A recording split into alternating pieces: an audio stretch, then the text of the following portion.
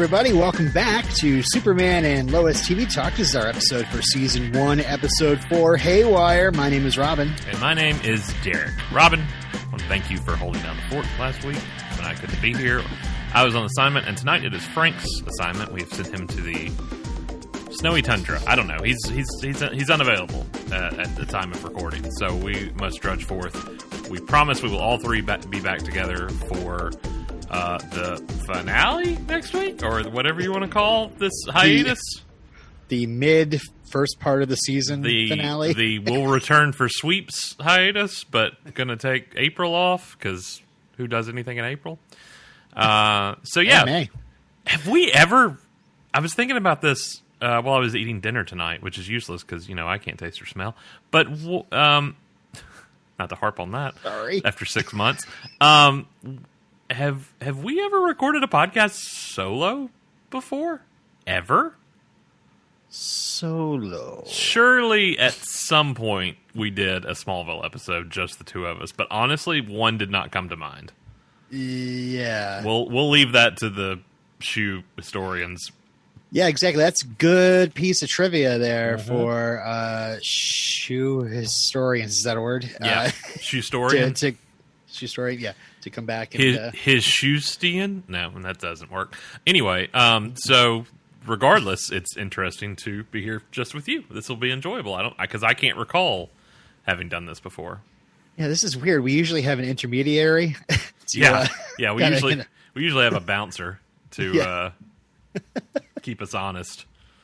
So Cushing his head. Yeah, exactly. So we'll have to. We'll make do on our own this evening. Talking about this phenomenal episode of Superman and Lois. Definitely my favorite so far of the four. I was glued in on this one. It definitely kept my attention, and I was just really impressed by it moment after unfolded. Maybe because it kind of reminded me of another show that we probably talk about too much on here. And not only that, but also it also kind of, there was obviously a character that reminded me of another character on another show we used to watch that was Superman related. But also at the same time, it was like watching a season 2 episode and a season 9 episode kind of run parallel to each other. The different plot lines.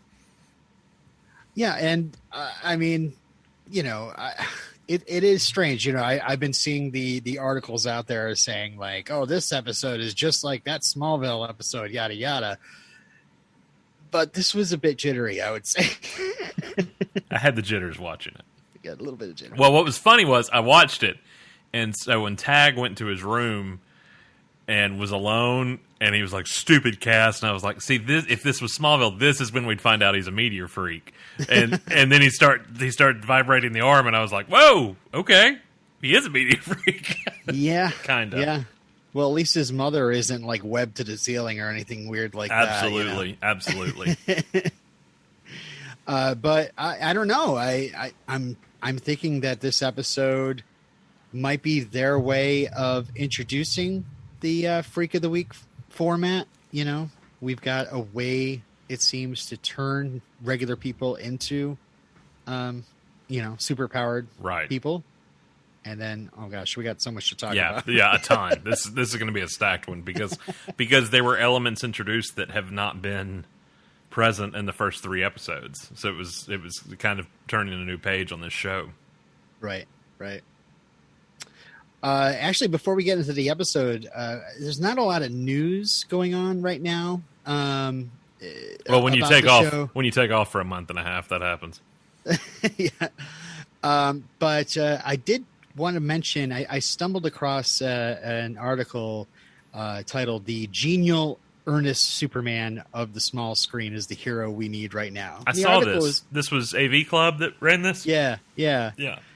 And anything that's like, yay, Superman, I usually, hone right in on. And, the article was good, but it really reminded me, we did cover that other Superman show for a time, and I actually went through and did it again on another podcast. And it was really on that, because I did do it from the beginning myself. with the other podcast, my other podcast, We Don't Want to Wait. And We Don't Want to Wait is the name of the podcast, folks. Tune in. Sorry. And I was really struck looking at the headlines right around when the pilot of Smallville aired. This was like a month or so after 9/11. So, and I really made the case of like, Smallville arrived at just the right time. Mm-hmm. We needed a little hope after the towers fell. Yeah. And now we have Superman and Lois, and this is in a post 2020 world, no matter what you say about, politics or whatever. 2020 was pretty terrible with COVID-19. Yeah. And I like for a lot of reasons, not just COVID-19, but there was obviously a lot that tanked that year. And some things are still going on today. And, yes. So my point is, I'm really happy to have a good Superman show on the air to kind of, give you that hope, give you that optimism every week that we so desperately need. It's kind of amazing to get. I can't remember the last time I just kind of got lost in a TV show. And I've done podcasts for shows, obviously, a lot over the years, and sometimes have that connection with the narrative of the show, and sometimes don't. Sometimes I enjoy the show, and we've still podcasted about them, and sometimes that doesn't happen as much. And in the age of binging and Netflix and streaming and everything's on demand and at your fingertips right now, it's kind of refreshing to go back to a period like 10 years ago with Smallville, when Smallville ended, where or 20 years ago when Smallville started, my God. And at the end of every episode, be like, okay, oh, I gotta wait a week. There's a week now. I gotta do a week. I want to watch the next one now. But you appreciate it so much more too. I feel like right. it's. I grew up watching television, and most people say that, but I grew up being parented by television almost. I mean, television was a huge outlet for me, and I grew up with Family Ties and Alf and growing like those were all primetime mandatory viewing in my house. Like when those shows came on, we got together as a family and we watched them. And I did that with Smallville. So and for this to be a whole like family narrative in this show of trials and tribulations of being a parent and the changes in one life of losing a job or losing a parent and all those things, like it just watching it play out. Like I mean this in the most charming possible way, because this is a very charming TV show. It almost has that 80s feel to it of wanting to, okay, it's time for Superman and Lois, like gather around the TV. Like it has that kind of, it doesn't, it's not cheesy or written like an 80s show or anything like that, but there was a time period where it was a very familial thing to gather around and watch something together, and this kind of has that same mentality for it to me. But the small screen Superman that they're referring to plays out so well in this kind of long form storytelling device. Mm-hmm. More than it should. This show works far more than it should. I think that's the highest praise I can possibly give it, and I don't mean that as a knock at all, because you know me. I love Superman. Like that's my bread and butter. Superman is my earliest memory of anything in my life. And so you would think it would be priority viewing anyway, but it's kind of made itself even more that for me. Mm. Yeah, and it really is I don't particularly watch it with my young girls. I don't think they're not very interested in it, but I think it is a family show. There is something in there for adults and teens alike to glom onto as their favorite characters. Absolutely. Yeah, different dramas they go through. So, yeah. Okay, so why don't we? Oh, Actually, before I get into it, I mean, you did send along some notes for last week's episode, the perks of not being a wallflower. I did. When I found out I wasn't going to be able to be on, I sent some over. You guys didn't cover all of them, which went while listening, because you guys record. You guys are amazing. I want to give Robin and Frank props, because they are two of my best friends, and literally we met within the last 15 years because of podcasting, and we're all spread out over the country. But it's very cool, our friendship, like all of us, like our big group of friends. I'm always amazed by the different walks of life and everything that has brought us together. But I really enjoyed listening to you two talk during the last episode, and you finished recording, and within 30 minutes, Frank was like, "Here's the episode." I'm like, "You guys are just on it." But you didn't cover all my notes, and I was gonna harp, and then I was wrong on some of them that you didn't read. So I was like, "Okay, good. I'm glad they didn't talk about them after the fact." Yeah, I remember I forget exactly what it was, but I was just like, I'll talk about it. Go ahead. I'll talk about the one that stuck out to me with the perks of not being a wallflower. I thought Clark was getting stronger and was amazed at his own strength because of two instances in the episode. And for longtime listeners of Startwell's House of L, I actually texted my buddy Tucker, who I started Shoe with, and said, "Did you notice these two?" Because he's watching Superman and Lois as well. And I said, "Did you notice these two moments?" And he said, "Yes, I did." I said, "Okay, I'm glad I didn't. I'm not reading too much anything, but apparently I was." I thought when Clark lifted the bridge and he waved at the fisherman and he looked at his hand and he realized he only had one hand on the bridge, he was a little shocked by that. And I was like, is Clark getting stronger? And then later, before he eavesdrops on the boys at the high school, he lifts the tractor up, and it was kind of like, usually that takes a little bit more effort, but it was just, he just kind of flipped it up. So I thought they were setting us up for like some all-star Superman kind of thing, where that was going to be like the season finale, where we're leading up to, Clark's dying, but he, in that storyline he gets stronger, and clearly I've been watching too much WandaVision. I've been watching way too much WandaVision for my own good. So that Mephisto's coming. By the way, Jordan is Mephisto confirmed? Who knows? So, Morgan Edge, Mephisto. So, I'm glad you guys didn't read that one. The other one you guys did read was my theory that I think Morgan has been strip mining for kryptonite. And, we'll talk about that when we get there, I guess. Yeah. Yeah. You may be right. Who could say? All right. Well, this week's episode is called Haywire. Do we know why it's called Haywire? Because everything just kind of went haywire, especially for Clark, because Clark was pulled in so many different directions. I'm giving it a lot of credence by saying that. I don't know. That was kind of what I felt like when Clark was up against like the boys and Sam and Coaching and Tag and Kilgrave. Like he was just being pulled in so many different directions. I guess you could kind of, if Earl Jenkins was Jitters, I guess you could say Tag was Haywire. I don't know. He was going a little haywire. Yeah, is there like a DC villain or special person or whatever named Haywire that they were just kind of, hinting towards? I don't know. I assumed it was because all the lights hanging up in the barn, there's hay and there's wires. It all led to that moment. Only you would have connected those two things. Yeah. So props. All right.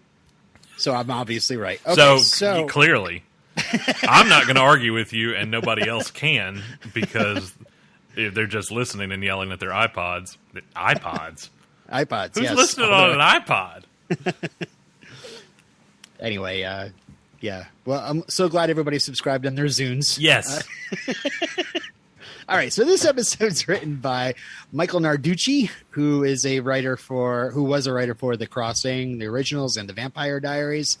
But also, this one's directed by James Bamford, big action director for mostly for Arrow. He actually filmed the series finale. Oh, okay. Yeah. He's also done an episode of Supergirl, an episode of Batwoman. But oh my god, I opened up his IMDb and it is it's a marvel. He was a stunt guy. He turned stunt coordinator. He's been working since like the early 90s. Just the IMDb goes on for ages. But the one thing I pulled out of it that I thought it was a really fun fact, apparently he originally played Gambit in X-Men 2, but they cut his scenes. I mean, who can say they played Gambit? I mean, very few in live action. So there you go. In one of the two best X-Men movies? Of the original, yeah, definitely. Okay. Before you get to First Class and Logan and all those, yeah.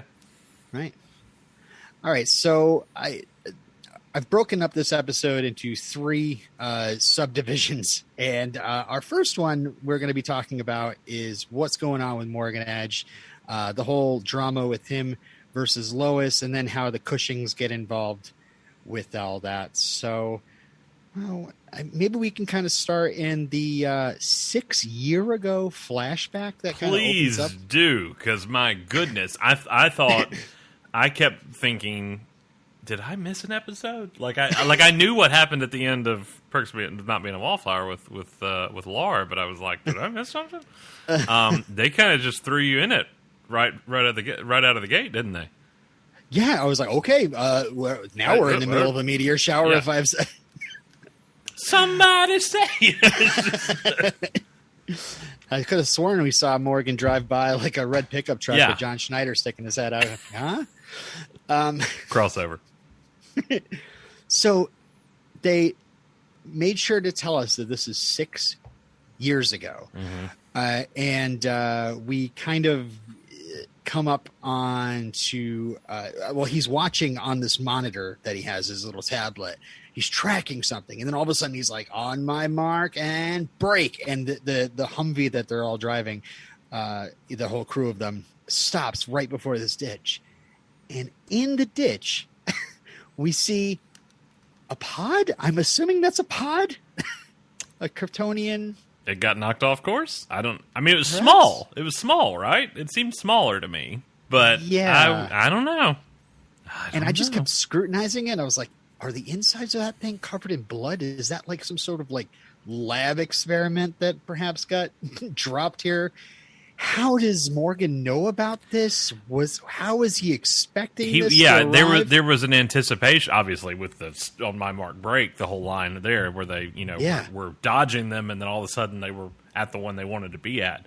I mean, there was some prior knowledge there, one way or the other. Yeah. And then he looks at the pod and he says, "Now the resurrection begins." Now, I don't think of like a pod is like resurrection. I would think of that like as birth. Like something's birthed from this chamber. That was my WTF, because I was already like, whoa, what's going on? And then, then smash cut. And it was like, I don't know what's happening. I don't know what's happening. But I'm excited, and I'm excited to be here, and I'm excited to find out. So let's keep going. Yeah. That's my mentality. They sure left us hanging, I think. There's so many questions. But I kept on getting fixated on 6 years ago. Why 6 years ago? Yes. What's the significance? How old is Sophie? And is she Canadian? Oh. Now what came out of that pod? Now we're getting somewhere. I mean, she did kind of think. She did kind of give you that. Did she just name Clark as Superman kind of thing? Well, we've heard how aggressive she's getting at school, so I don't know if she starts growing like, Yeah, I didn't really. That was last week, right, during the dinner? We're talking about, and I questioned that because I was like, really, the cute little kid from the pilot who went in the second episode was like, she's bullying kids. I was like, she's a little outspoken, but I don't really see her as being a bully. But whatever. Right. Well, her eyes turn red, and then she starts growing spikes. It's a weird thing. It happens. Yeah. Every 6-year-old. So we also get into the bit of the what seems to be a little bit of an attempt at a seduction of Lana Lang Cushing. Lana doesn't fall for it, but boy, was I during the dinner scene where Morgan is being as charming as he possibly can to Lana, I was like, is this an indecent proposal happening? It was, well, I mean, it spun on ahead at the football game there at the beginning alone, where he was where Kyle was showing Morgan around, and he was like, "That's my wife, head of the cheerleaders. She works for you at your bank. She works for me. Yeah. You must join us for dinner. She's one of mine. She's one of mine. Oh, that's weird. Don't say it like that. That's odd. That's really odd. Yeah, that was creepy, and then made even more creepy by I kept waiting. She seems like not to the level of Lois Lane telling somebody else, but she seemed like kept waiting for her to like stomp his foot under the table or something. Without Kyle's knowledge, but she kept darting to Kyle, and obviously it comes to a head later when they're setting up for the town hall meeting that she felt very uncomfortable, and he tells her that she's overreacting. That he wasn't worried about it, and she's like, "It's not about you, you jerk. Like, I don't care if you were uncomfortable. I was uncomfortable." Yeah, what did you think about that? Because I rewatched that. I've rewatched the episode 3 times now, and I kept on kind of going, okay, so what was Kyle supposed to see during this scene? Because he was sitting there talking to her, and she was talking back. And I don't know, maybe it was the content of the conversation. It's the language. It was the verbiage used. It was the dialogue, definitely, that just came off as bleh. The body language, I don't think so much. I mean, he was definitely tuned into her more than anything else that was happening at the table. That him being Morgan. Edge, right. more so than anything else. But I mean, Kyle was proud. He's like, "Yeah, hit on my wife." Like, that's going to get the town money. I don't care. He's got such a man crush on Morgan Edge. He doesn't care if he's going after his wife or not. Right. Well, he's like the Robert Redford. Mm-hmm. Poor Kyle's playing the Woody Harrelson. He's role. The Woody Harrelson. That dinner scene started up with a close-up on a champagne bottle that is, I looked it up, it's real champagne. It's G.H. Moom champagne. And I was like, oh, are we supposed to be impressed that this is a super expensive? Because if it's a real champagne bottle, then there's not like a Easter egg here. So I'm like, well, what's the significance of having it so close to the camera to start off the scene? And I looked up the bottle, and it's only like a $50 bottle of champagne. So it's not like we're not going to be like, oh God, it's like a $300 bottle. Like they $50. They went for the big stuff. I guess so, but it was just a very weird way to enter the scene. That I was like, huh? But ran out. I can't talk tonight. Ran all out of the Boone's farm, eh? Boone's farm. It's the good stuff. That'll take you back. Yeah. How would you feel if you sat down with, say the CEO of the company that you work for, somebody so high up, you sat down and he started just reading off your resume to you, like he's been studying it. That definitely is great. Well, a foot and a half from your face too. That doesn't help matters. One thing across the desk, but over champagne, pouring you champagne, I might add. Yeah. Pouring you and she wasn't there for that either. She wasn't having any of it. So he's talking about her potential, and he fixates right on her from the football game on, and then later on, we assume that perhaps she is maybe a prime candidate that he's talking about at the end of the episode. What is it about Lana Lang that made him go, I'm assuming he's with the stuff that he's found. We'll talk about that more, but just kind of keeping it around Lana here. Like he's thinking that she is a good candidate for being maybe inhabited with some sort of Kryptonian or just be juiced up with powers.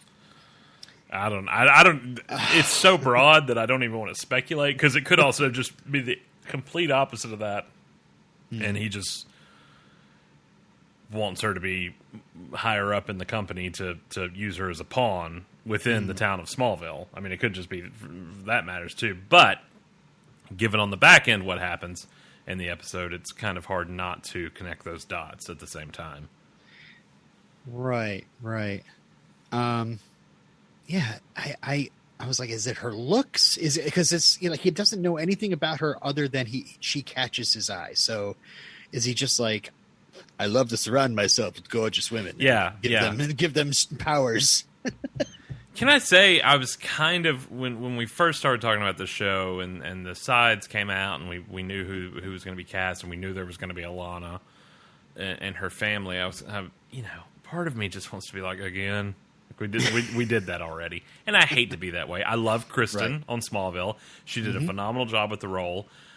It wasn't her acting that was the problem. It was some of the twists and turns. More often than not, the storyline she was given. And obviously, yes, that character went through some wild stuff in the course of a decade on that show. But also, when you've got Lois there and they're happily married and they have twins, you're kind of just like, you don't need to go back to the first girlfriend mentality. But I have been more and more, and specifically in this episode, but with the interaction between her and Lois, pleasantly surprised, not only by the portrayal of the character, but also the growth of the character as well. From growing up and reading Superman comics and Superboy comics, and having watched Smallville, and if we haven't watched, I watched 4 years of the original Superboy show on the afternoons when I got home from school, so I know a thing or two about Lana Lang. So I've been more and more impressed by the way they've rolled out this character and her family in this series. Yeah, I'm thinking that perhaps she might be seduced or simply, possessed or something. I don't. If whatever he does, I don't think it's something she's going to buy into. Like she seems pretty put out with him from day one after that interaction at dinner. So I really think anything that would happen to her would probably be either against her will or without her knowledge. Right. So we find out she graduated magna cum laude from Stanhope College, which I was like, is that a shout out to Connor Stanhope, the young Lex Luthor? It's not. No, it's a comics thing. Again, you've been watching too much WandaVision. Yeah. Fun fact, the dean of Stanhope College is Doctor Strange. So, we could probably expect... No, sorry. Yes, but when does Hawkeye show up? Never. Stanhope will be, excuse me, I'm misspeaking. Stanhope in the comics was the alma mater of Linda Danvers, which of course is Supergirl. And apparently there is a tie-in comic to the Supergirl TV series that is, of course, in the same universe as this, that said that Kara went to Kara went to Stanhope as well. Wasn't in the series, but the tie-in comic. So maybe Lana and Kara. It's kind of, now that you think about it, I know we've had flashbacks to Midvale and stuff like that, but it's kind of funny they haven't done a college episode of that show.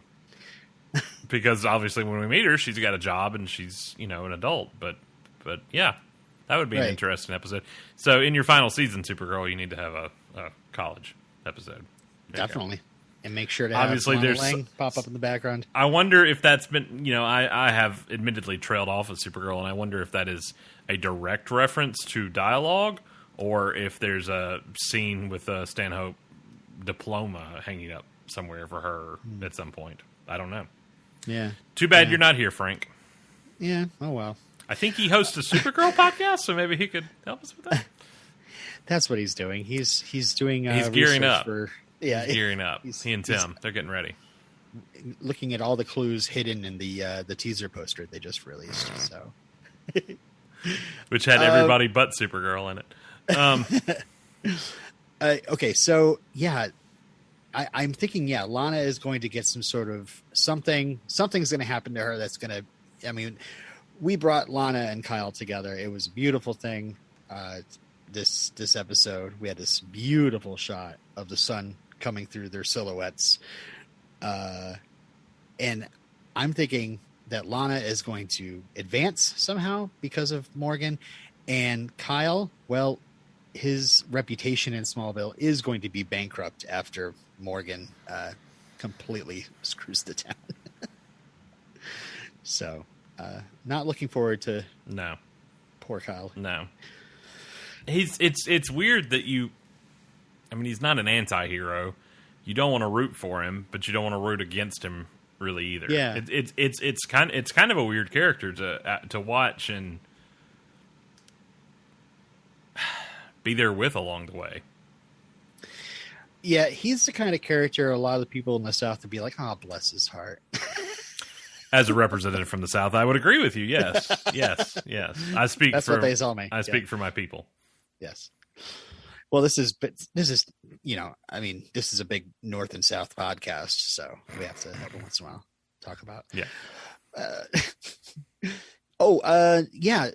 Speaking of my Sophie theory, did Sarah cover Sophie's eyes because she didn't want Sophie to light them up with heat vision during that moment, or? Well, boy, we're not going to even go down that road for just a number of reasons. How about?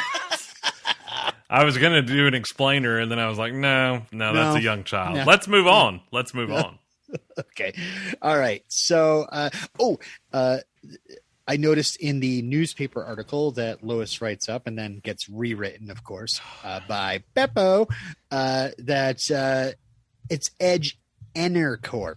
I was assuming it was Intercorp. Let's talk about that, because when he said it, I was when it was said, I was like, yes, like that is something that is a perfect marriage for this show. The idea of that. Okay, because didn't Sam say it at one point too? Or did I miss that? To go back and look at the subtitles and everything. Yeah, so knowing that, I'm like, well, that's weird. Because that's not even a nod. That's just too close of a name. Yeah. I mean, they did start mentioning Intergang in this episode. So right. But I thought it was Intercorp and at first and because you guys talked about it and whether or not that would be some kind of bridge into Intergang. So when I saw it, I was like, well, that's a weird name. Why Energy Corp? That's dumb. That's dumb. Why not Edge Corp? This is Lex Corp. I don't know. Do better, Edge. Do better. Naming Morg Corp. More Corp. That's weird. Do better naming. That's just you just took two words and put them together. That's nothing.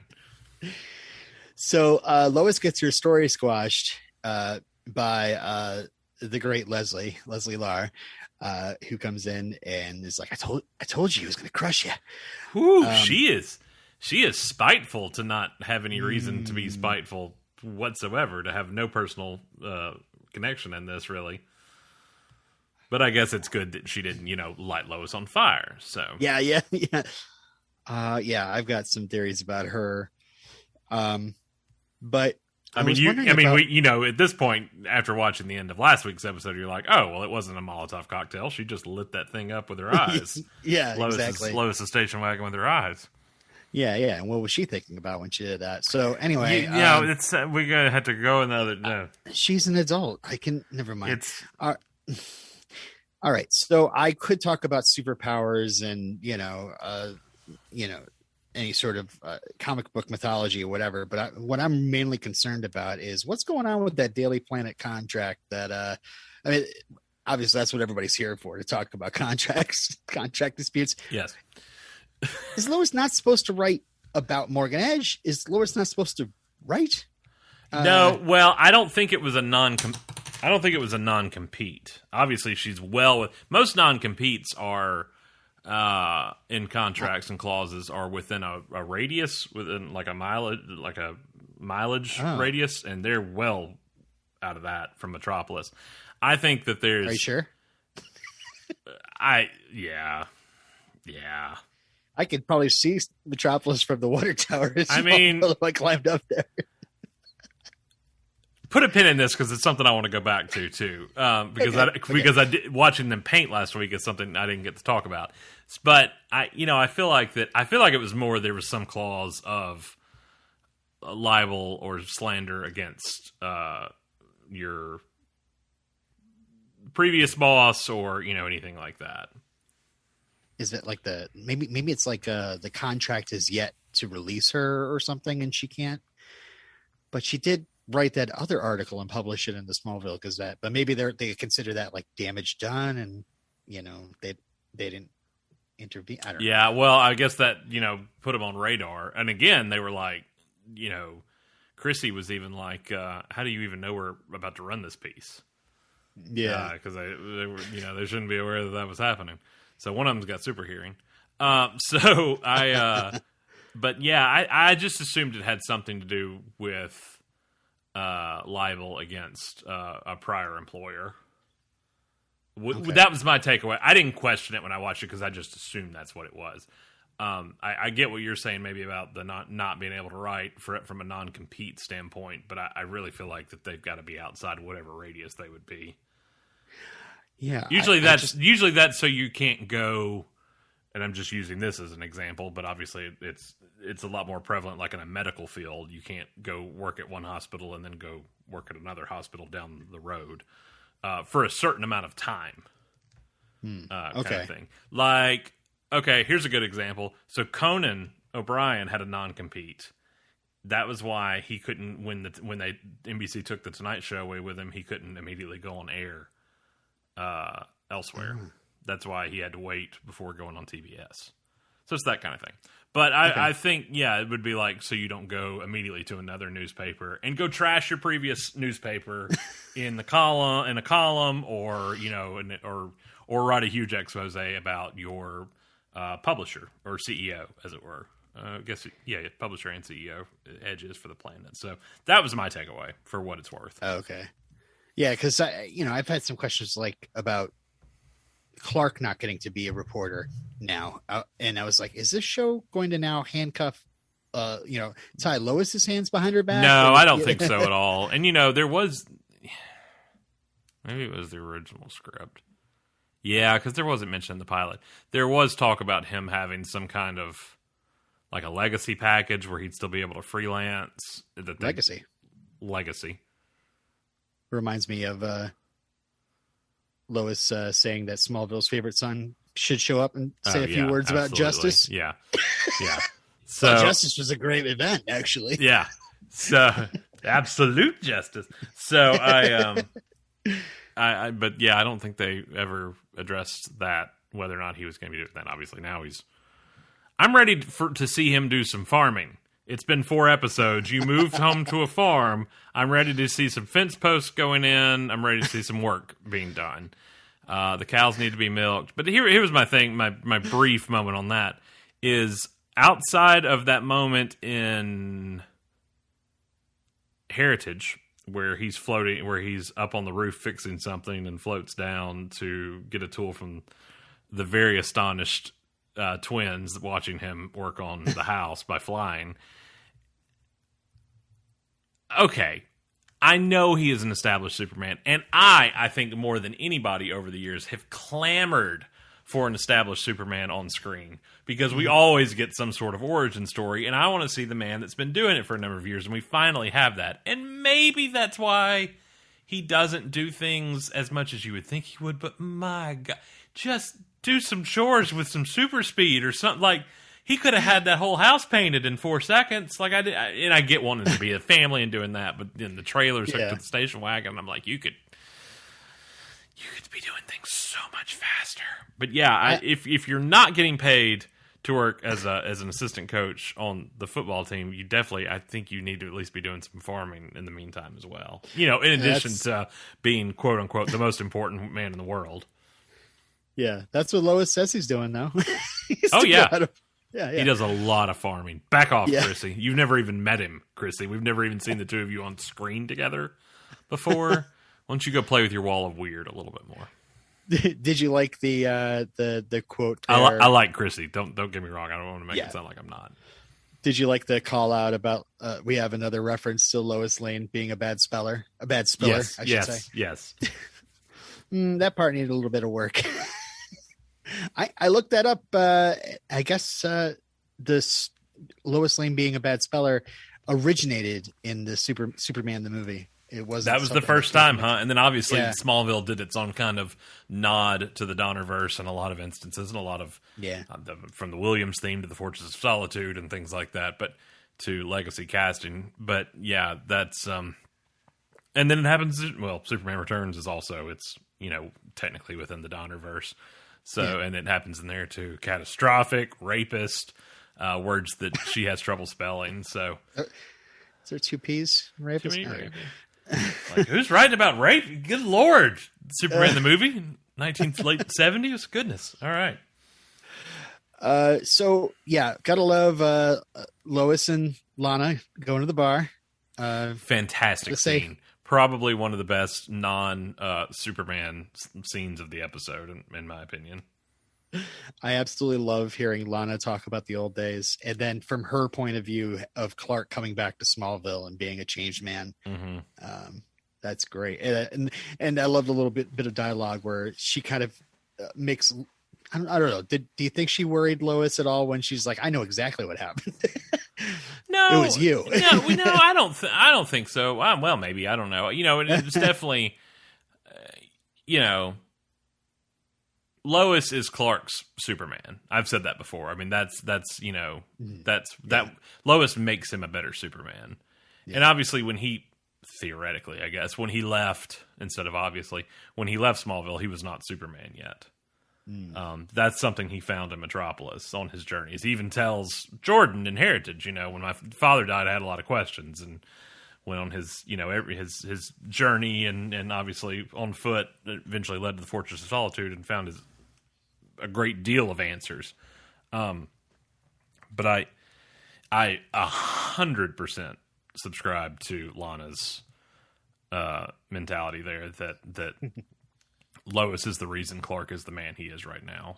In addition to, yes, Martha and Jonathan and his Kryptonian heritage and learning about where he came from and Jor-El and Laura and all that stuff, yes. But in this moment, and because of the love that the two of them share and the maturity of their relationship, I mean, the fact that we saw them have a fight in this episode, not even then, that we saw Lois get upset and that she acknowledges that she has, that she...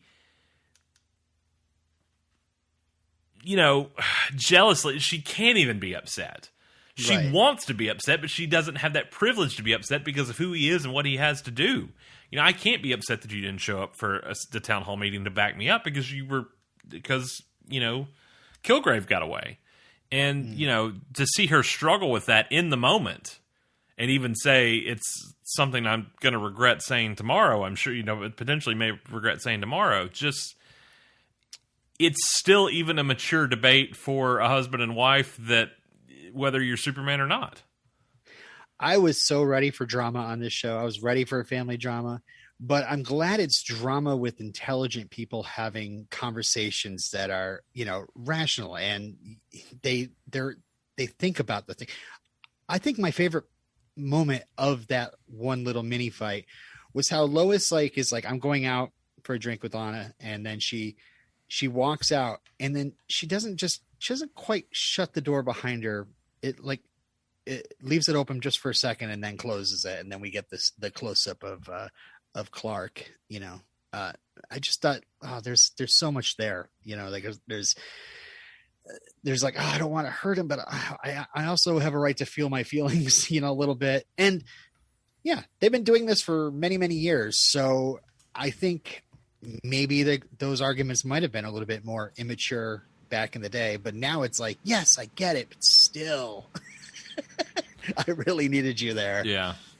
I love the fact that she's like, don't spy on me with your, listening to my pulse. It's like, no, Yeah, it's the what, vein in your head, or what does he say? You're clenching your jaw. You're clenching your jaw. That's what it was. You're clenching your jaw when you get mad. I don't have to be Superman to be able to tell that. You're clenching your jaw, honey.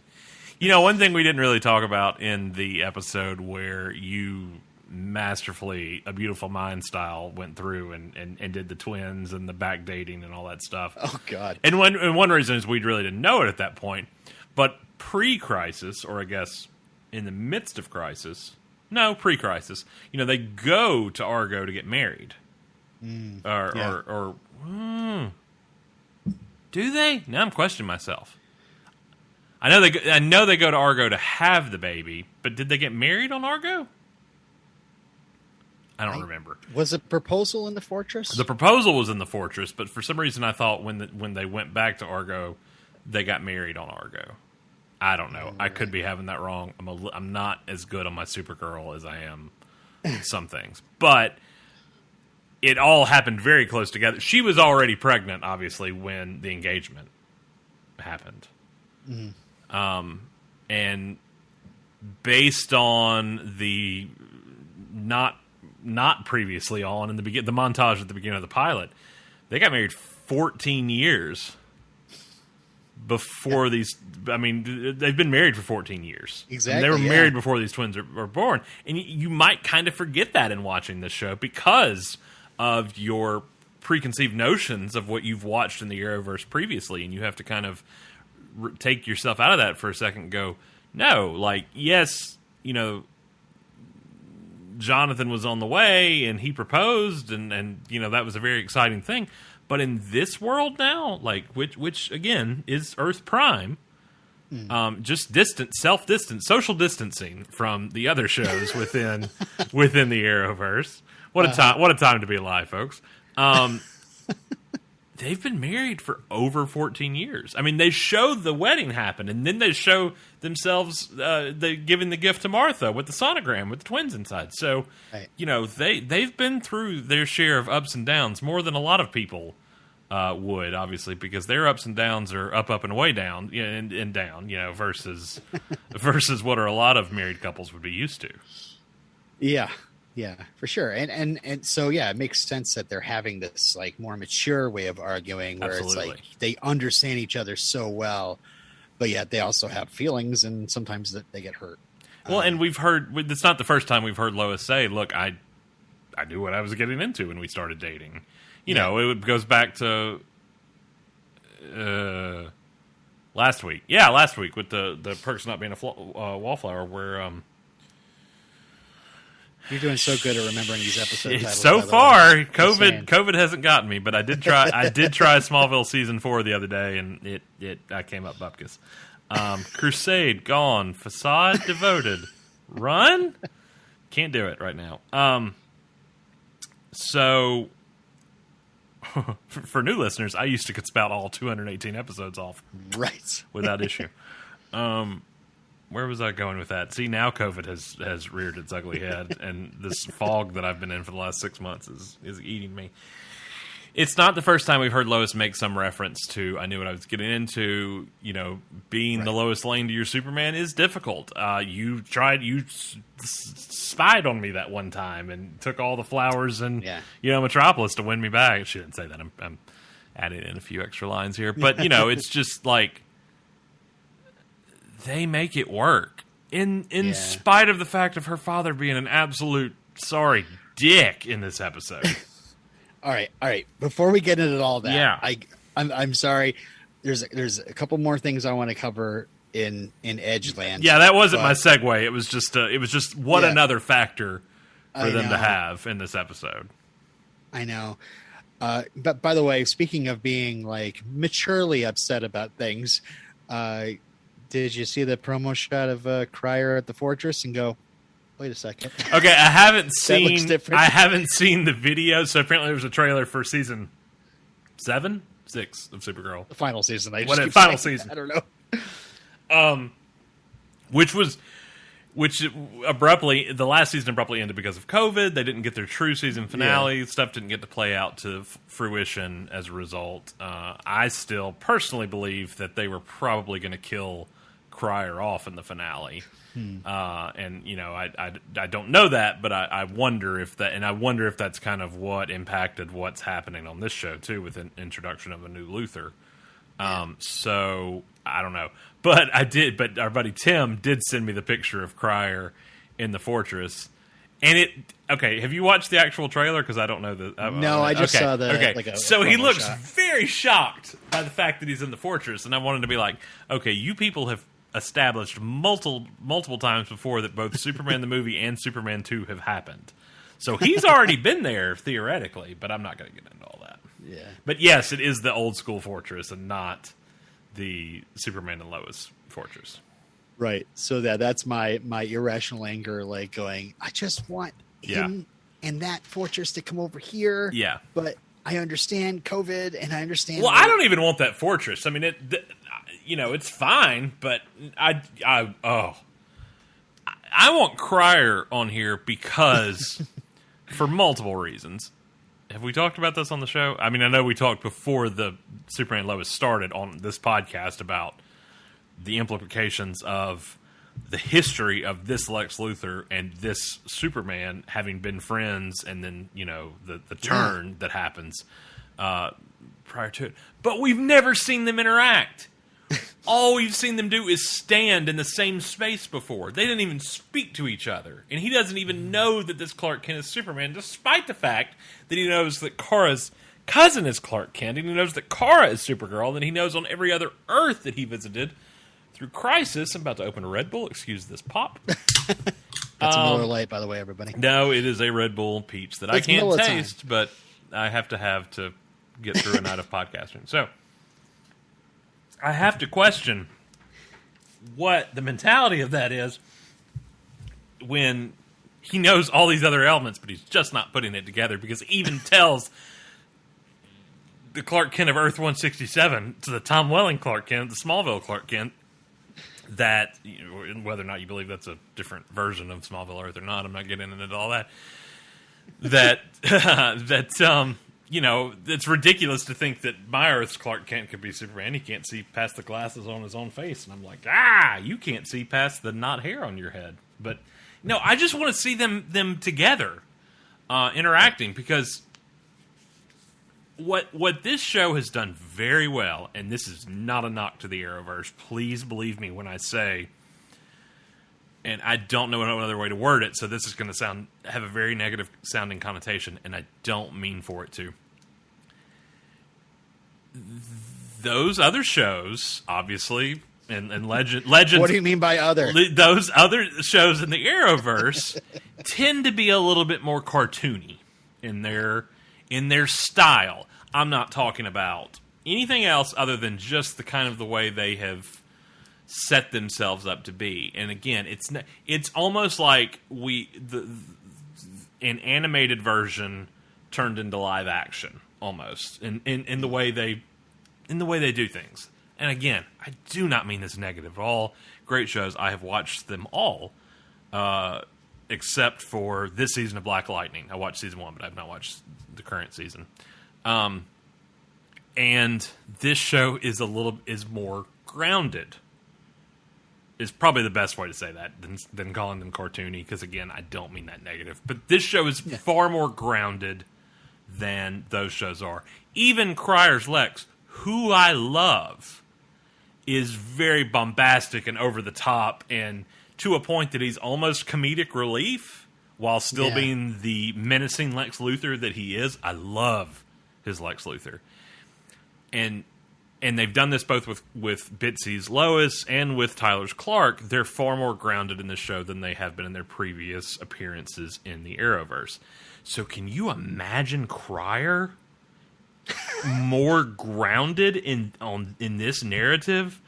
But still so just being his character would change a little bit then. I think it would. I think he'd be a little bit. He'd have to. He'd have to fit into this style. Not that he hadn't. Again, I love his Lex Luthor. Absolutely love. It honestly is one of the best things the Arrowverse has done, in my opinion. Like, it was a cute little legacy casting with him being Lenny Luthor and Superman the 4, and you're like, he's going to be Lex. It's like, that's cool. I like Cryer. He's a good actor. He's done so well with that role. But to think of him having to not ham it up as much and still chew up that dialogue and spit it out would just be chef's kiss. I would love to see it. I don't know that we will. I'm hopeful, but yeah. But all that to say, yes, I did. That was a long-winded way of me saying yes. I did see that shot from the trailer, and I was like, oh, it's the Supergirl fortress. Okay, that's funny. All right, I'm going to try to run through the rest of this one. Sorry, I know I took like a 15-minute detour there, but I did. Don't worry about it. I did the same.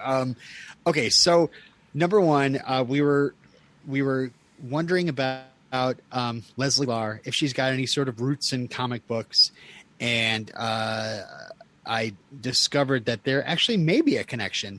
There was a Lesla Larr. Lesla Larr, who is in Action Comics 1961. Apparently, she's a Kara lookalike, Kandorian genius scientist. She invented a device to steal Kara's powers and switch places with her. And who found her out? Crypto. Then she invented another device to switch places with Lena Luthor, who I guess in the comics also looks like Supergirl. And then she got disintegrated by a phantom zoner named Cruel after she helped him escape. And then just came back again to harass Kara in ghost form until she was eventually wiped out by Crisis. So the thing I'm saying here is what this points to, like, okay, this comic book character is known to perhaps try to switch places or take over bodies. What if Leslie Larr is actually an innocent human who has been taken over by someone like, I don't know. Yeah. Leslie Larr or Ursa. Yeah. Feora. There's any number. So when that casting got announced, when Miss Farber was cast in the role, I remember Craig over at Krypton site posting a big write-up about Leslie Larr, and could this be something to do with? And obviously, then at the end of episode 3, you're like, holy hell! And we didn't really. And again, I think it was in one of the notes I sent you guys last week that we didn't. I knew it was her in the first. No, that was the second. She was in the first episode too, wasn't she? No, she was. Yeah. She was at the city council meeting. She walks in with Edge at the city council meeting, the first city council meeting. She was also at the Daily Planet. And she was that was the other one. Yes, she's at the Daily Planet when Lois quits and he says he's going to crush you and let him try. Right. But obviously, very brief moments. This is at the end of episode 3. We see her stand on her own as whatever with heat vision. And I don't remember if you guys said this or not on the last one. When Frank sent it over and I listened, but Clark goes toe to toe with this guy at the hotel or whatever they're in, the apartment complex or whatever. What a fantastic scene, by the way. You guys talked about that plenty. There's no need to retread that. But obviously, this guy's got strength, super strength. He's able to fight Clark. But Lois is also able to stab him in the ear with a pin. So, yeah. So, I don't know. Is he a resurrected person as well? I don't know. Was he there was a fault in his resurrection, so his ears were like he has like Achilles ears. Yeah, I don't know what I don't know what the vulnerabilities are. Obviously, I don't think he had much else other than what he was showing. So it's like they have pieces. And my theory was that I sent you guys was, are they experimenting with Clark's DNA in some way? Playing around with that, because they seem to have elements of his abilities, but not the full gambit of them. So I don't know. We haven't seen what else she can do other than heat vision. We know we theorize that she blew up the station with it. She set the station wagon on fire with her heat vision because we saw later on her use her heat vision on another vehicle. So. Well, she's also got super strength, and she's obviously didn't break all her knuckles. Yes, in this episode now, we have obviously learned that. Yeah. But at the time, we didn't know. As of last week, we only knew about the heat vision. And I like that Lois calls it creep show. Yeah. And the scene with her and Edge in the tunnel with Laura and God. Speaking of chewing up dialogue and just spitting it back out, what a fantastic scene between them as well. All that to say, I don't know, that was kind of the mentality though when the casting news came out that she was going to be playing a character named Laura. That there's been some of that in the comics before, so how they're implementing that, we're not sure. So, X Kryptonite. I looked it up. X going to give it to you. X Kryptonite going to give you powers, temporary powers, according to the comics. Non-Kryptonians get temporary powers from X Kryptonite. X Kryptonite in the comics was created by accident by Supergirl, who was trying to stop the harmful effects of green Kryptonite. So she ends up tossing it out a window or something like that, and her cat tracks it down, and that's Streaky, and that's how Streaky gets powers. So basically we've learned Crypto sniffed out Lar, and then Streaky deals with X Kryptonite. So when are the super pets coming in is my question. We've got Beppo. I mean, come on. Somewhere on that farm, here. You've got to have a horse on that farm named Comet somewhere, surely.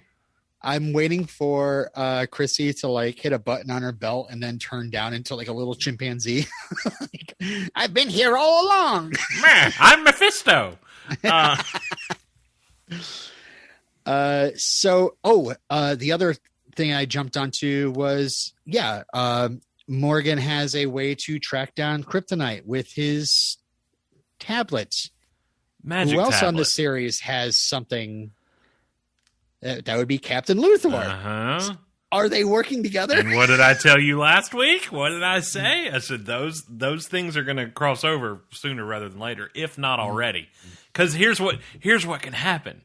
Maybe at the end of 5, we've got to get it. Well, almost every episode has really had a cliffhanger, in its own right. But but whatever we're left with next week at the end of the Best of Smallville, episode 105, is going to have to hold us over until May, when the show comes back.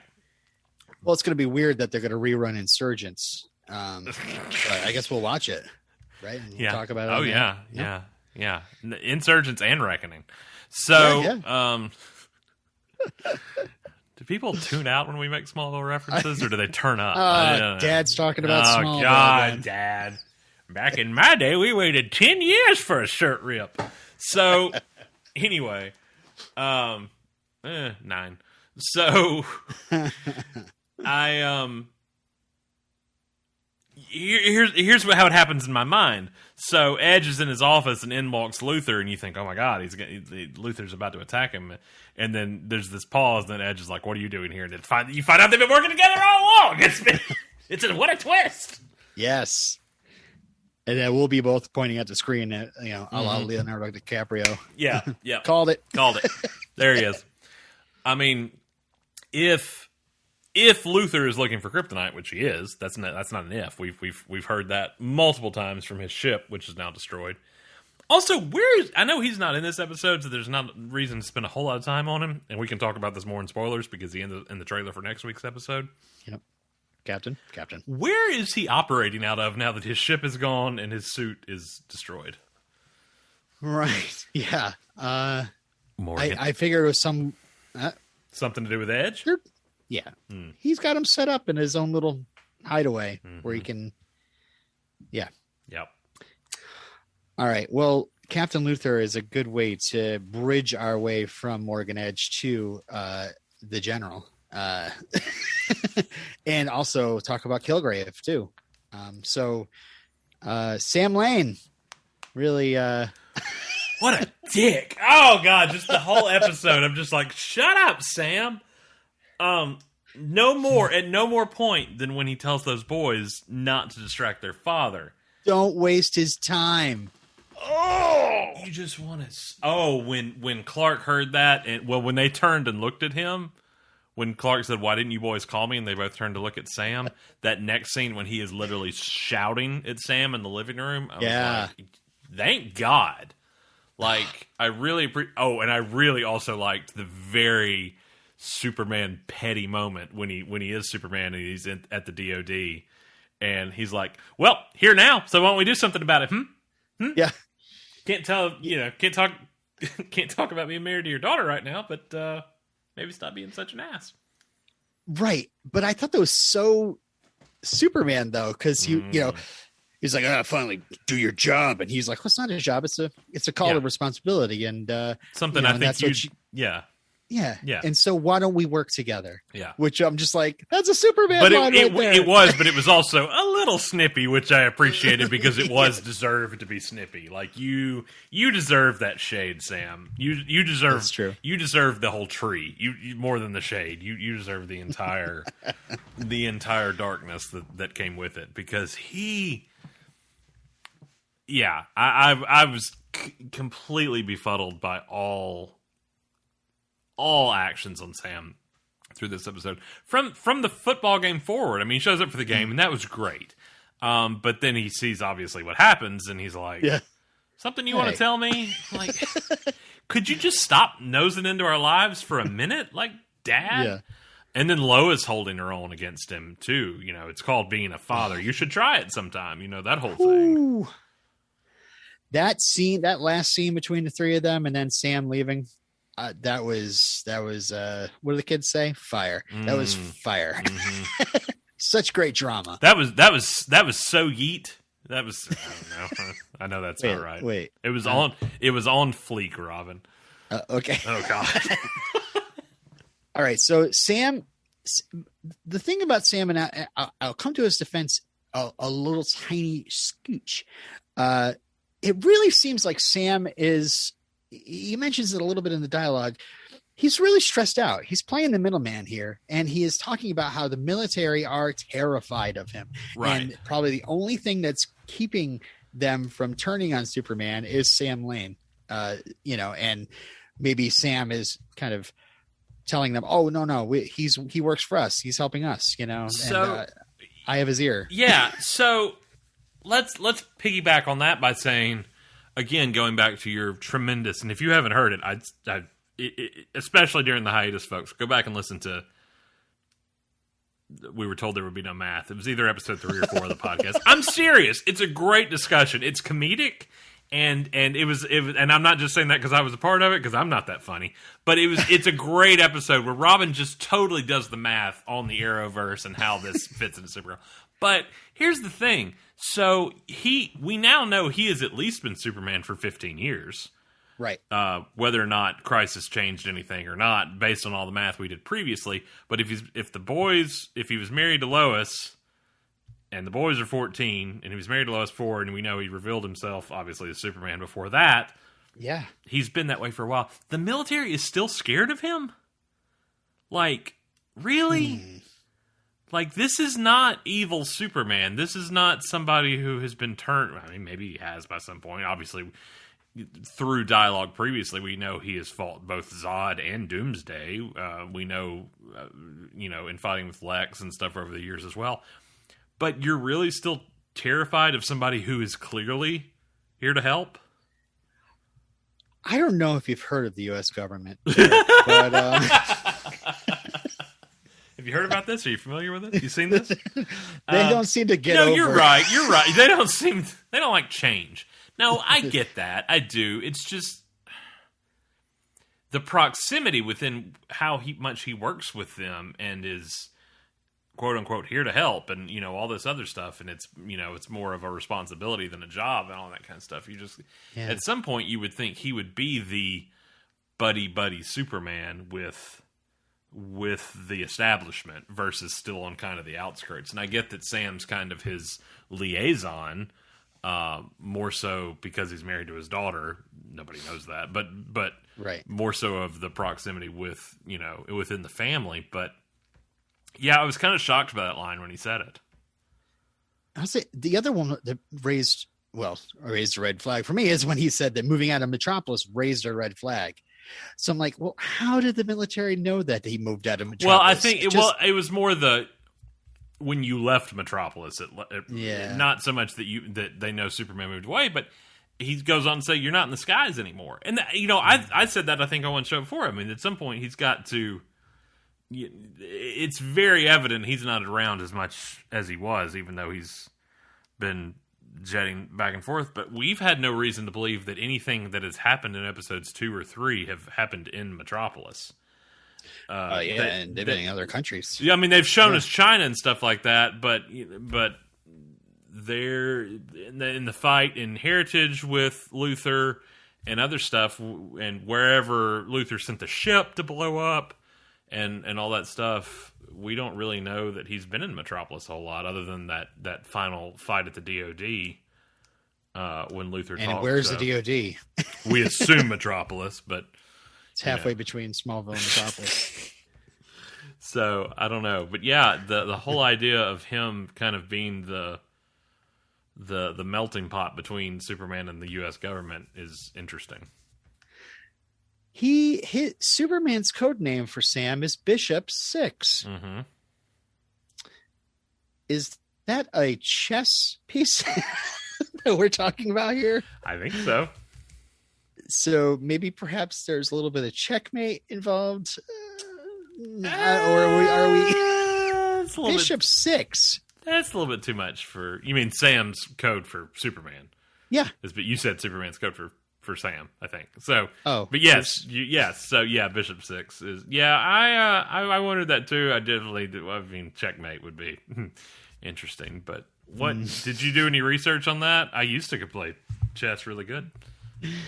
No. And, and it's interesting that he's the bishop on the board rather than, say the knights or the king, Bishop identifies 6 universal activities which can be characterized as mathematical. Well, I was told there would be no math. I don't know.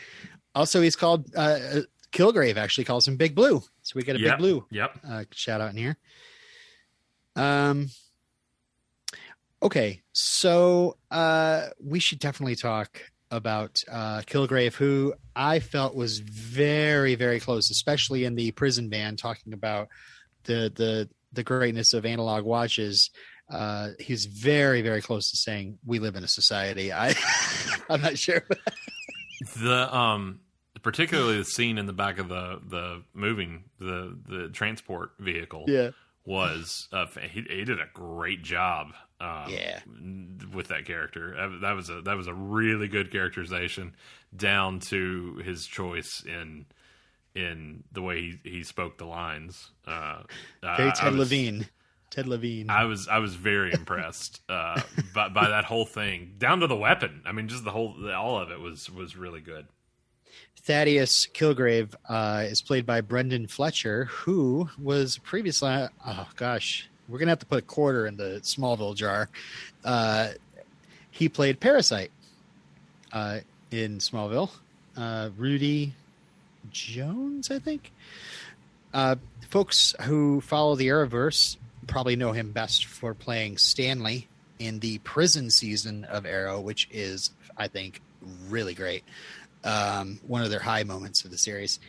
And of course, I know him as a zombie truther named Spence in the show iZombie. So, but yeah, he definitely disguises himself really well with the tinted glasses and the beard and the Buffalo Bill accent. So I was excited about that. So Kilgrave in the comics looks a lot like a miniaturized Doc Ock. Like he's like a little tiny guy, red hair, thick glasses. And he worked for Intergang. He was stopped by Superman after he tried to blow up Metropolis, and then he ended up building a missile for the Joker. So, according to Bitter's script reader on the Twitter, who works in the writer's room, he says, at the start of the season, I put together a packet of Superman, what's for the Superman and Lois writers that I called the Shemp Files. It was a dossier of more obscure threats that might be fun to draw from. Thaddeus Kilgrave is the first of those guys to make it into the show, although taller. Nice. So, there's a lot of people that, there's discussion, whenever anybody wants to talk bad about, why Superman? Why are we doing Superman again? They're saying like Superman's rogues gallery isn't very big. No, you're not digging deep enough. You're not digging deep enough, and unfortunately, Supergirl has also pulled a lot from it previously already in these shows, and not only have pulled from them, but made them Supergirl made their origins to be Supergirl villains and not the established Superman villains that they are also. Right. Speaking of Parasite. Yeah. So, I thought he was great. I like the little trap that he sets. We get a nice, a fight. It's not that big of a fight, but, he does incapacitate Superman with his little sonic rifle, but we get a nice super clap. We don't deserve the effects on this show. I mean, really, really, we don't. I've been continually impressed with what they've been able to pull off on a television budget, and especially compared to the shows that have come before it. They really knock it out of the park every week. But that clap was fantastic. Did you see that wonderful shot of him flying off into the night sky? Yes. There were so many. I mean, props to Bamford, but there was the shot where he finds Kilgrave's little device, the crane shot where it comes down and he picks it up and it goes back. That was a fantastic. He lands in the archway and comes forward. There was a lot of Superman walking in this episode, by the way. There was like 2 or 3 different instances where he walks a good distance, and I did enjoy seeing Clark use super speed out of the barn in this episode too. That was good to see. I like some super speed, and it's something that oddly, I mean, it was used a lot on Smallville because that was one of the first things he ever had. That was that was really his first ability, that and strength. Yeah. But like, I say this today as the day that the Snyder Cut releases and other things, and even Superman Returns. They don't use it a whole lot on screen. They don't use super speed just a whole heck of a lot unless he's in flight.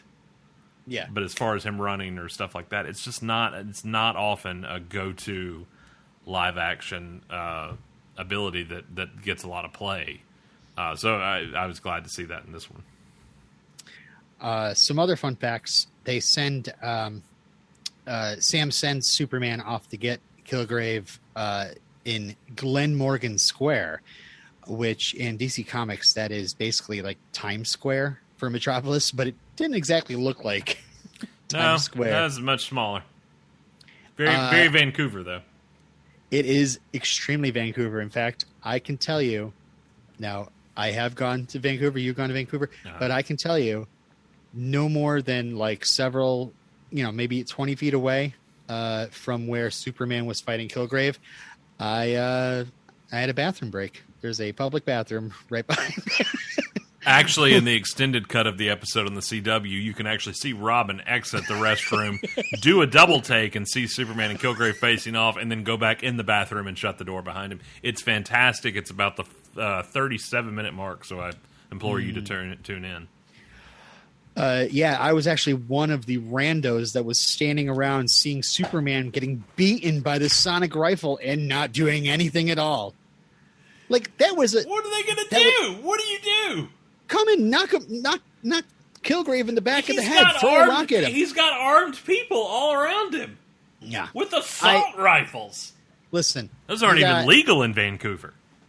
No, I wanted someone to step out like a la, I don't know, Spider-Man, the Tobey Maguire one, like, not in our town.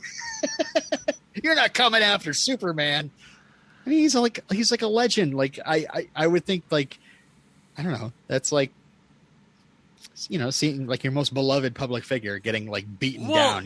For that matter, where was the army? There was a lot of time he was on the ground, getting hit by that weapon that they could have showed up by that point. Yeah. That he literally, that the thing goes off, he's finally like, had enough of this, boom, right. and then he's like, you can pick up your boys now, I destroyed the weapon, they're Kilgrave's down, I'm out, and he flies off. I love that he mentions, like, and there's bystanders, so send an ambulance. Yeah. Like, these fools that were sitting around not doing anything just got knocked over by a super clap. That I didn't have time. The clap did knock out some pedestrians, so be forewarned. Some more trivia. I noticed on the laptop when he's directing him to Glen Morgan Square that the intersection of Basolo Boulevard and Kirby Avenue is where Glen Morgan Square is. And obviously we know Kirby Avenue is a reference to Jack Kirby, who actually was the creator of Morgan Edge and Energang. There you go. But I'll tell you a little sad story here. Basolo. Do you know where they get Basolo That from? one doesn't ring a bell to me. George Reeves from The Adventures of Superman. His last name before he changed it to Reeves to Hollywoodize it was his birth name was Kiefer. So he was George Kiefer. Then his birth father abandoned him and his mother. His mother ended up remarrying a guy named Frank Basolo. And he was adopted, and he changed his name to George Basolo. The marriage between George's mom and Frank lasted about 15 years. Then George went off to visit relatives. And when he comes back, he finds out that his stepfather committed suicide. Oh, man. No, I honestly didn't know that. I did know Kiefer for whatever reason. That was implanted in my mind, but I did not know that. Well, the killer is the fact that he found out years later that his stepfather, who adopted him, didn't actually kill himself. They just got separated and thought it was for the best that they just make up the story that he killed himself. Which is just like, oh my God, that is the saddest thing. That wasn't in Hollywood land. Whew. Yeah, right. But boy, if you got roots like that, I'm sure you have some issues, Jeez. All right. I might have picked a different name for the intersection of the street. I don't know. But okay, whatever. Well, I mean, in the end, it is George Reeves' original last name before he changed it to Reeves. So it's a shout out to one of the original Supermen. We're here at Mole Avenue.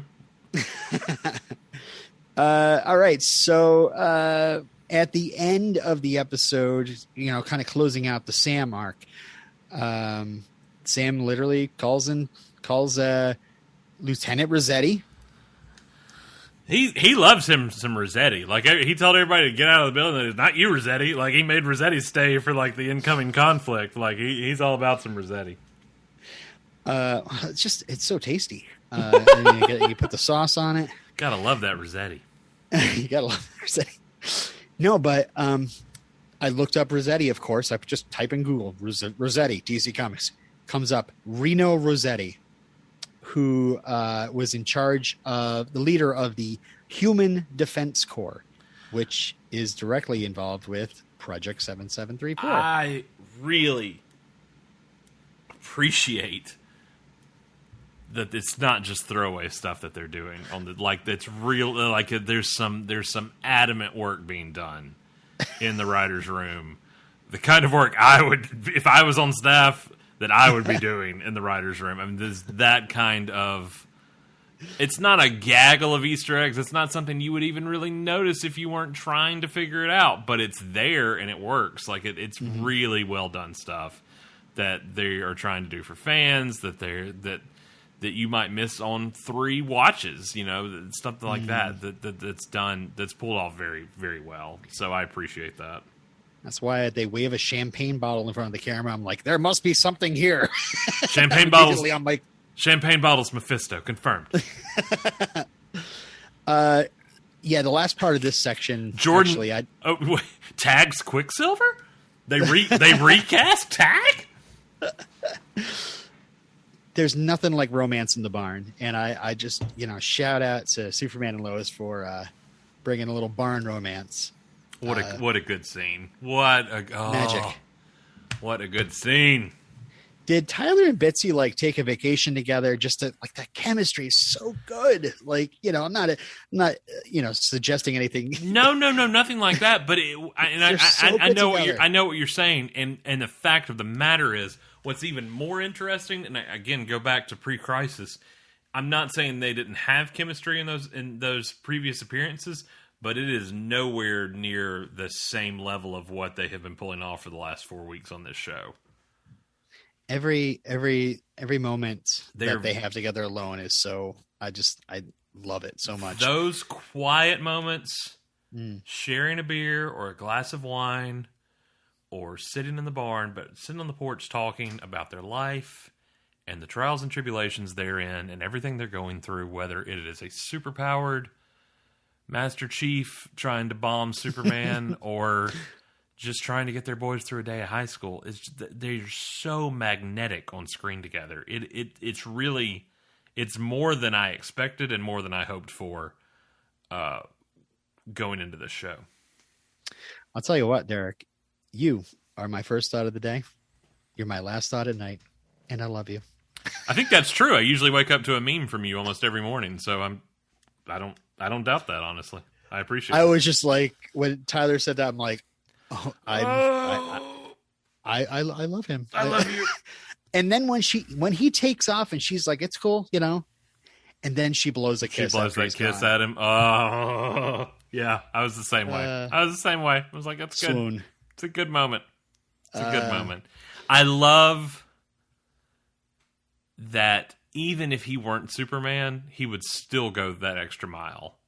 But the fact that he is Superman, I mean, I'm pretty sure some super speed was used in getting those lights up that we didn't see. But you know, to fall back on earlier of him not using it on screen just a whole heck of a lot. But you know, like the mention of the flowers in last week's episode, and in last week's episode, and then obviously seeing him pull off this incredibly romantic move in this one. It's just find me here.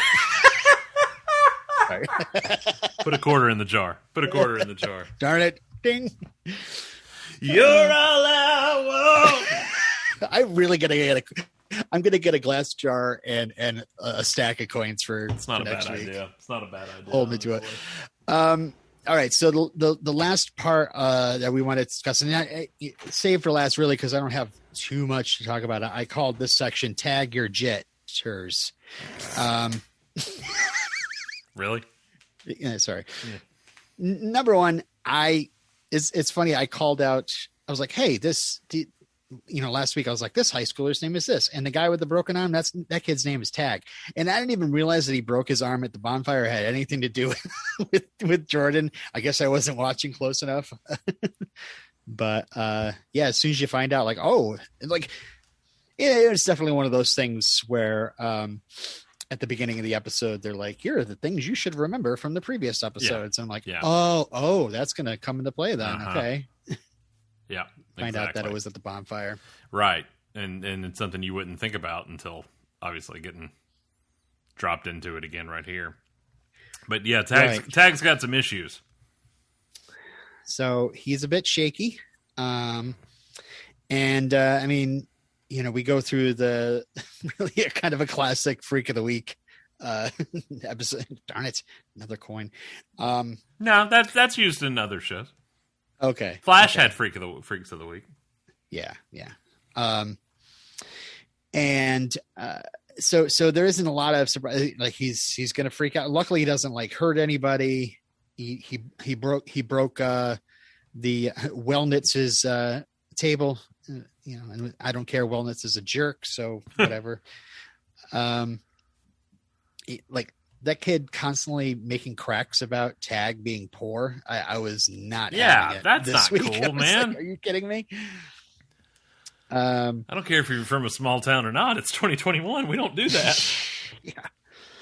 So Jordan was very worried that perhaps his heat vision somehow caused Tag to come down with these powers. Right. And I was unclear. I was like, did he hit him with the heat vision? Is that arm in the cast broken and scarred? Right. No, he hit the bonfire and somehow the explosion, the yellow phosphorus.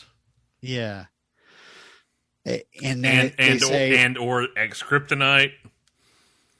Yeah. Exactly. I think the yellow phosphorescence is the ex-kryptonite, right? That's the same thing. Yeah.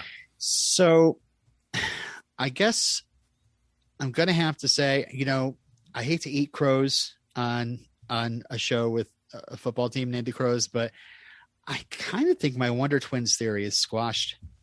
I think perhaps Jordan got activated by the ex-kryptonite, and perhaps being away from the ex-kryptonite causes his powers to not work as much.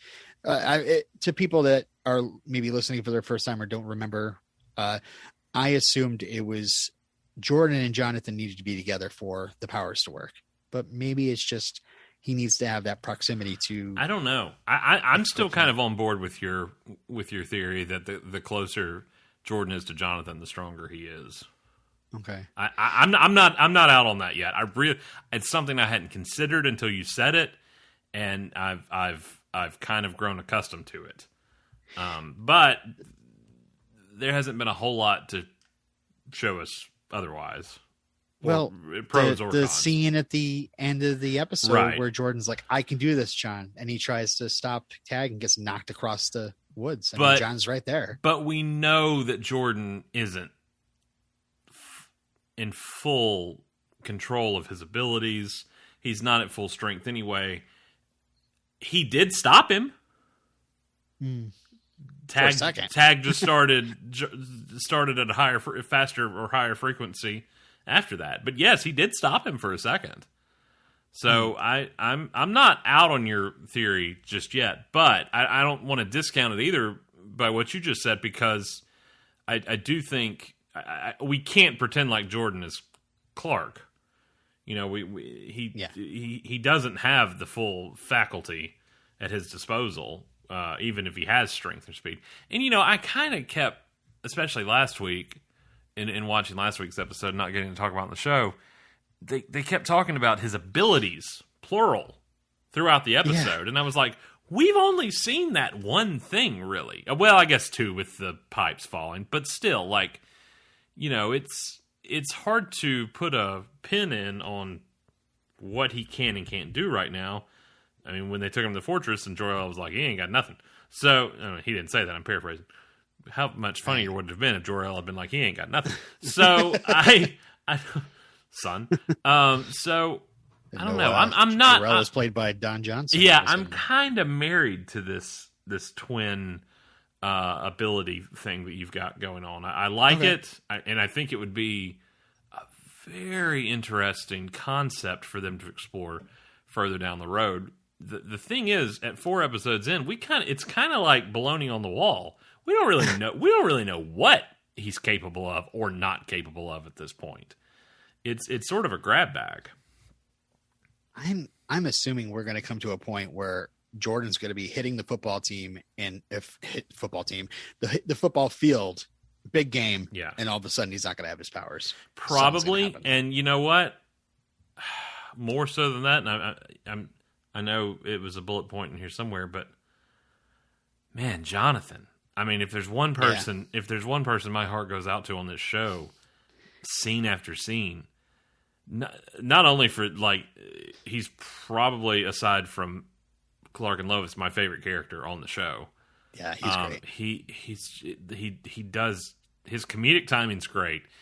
His dramatization is fantastic. When he's angry or upset, or even when he's just playing Big Brother.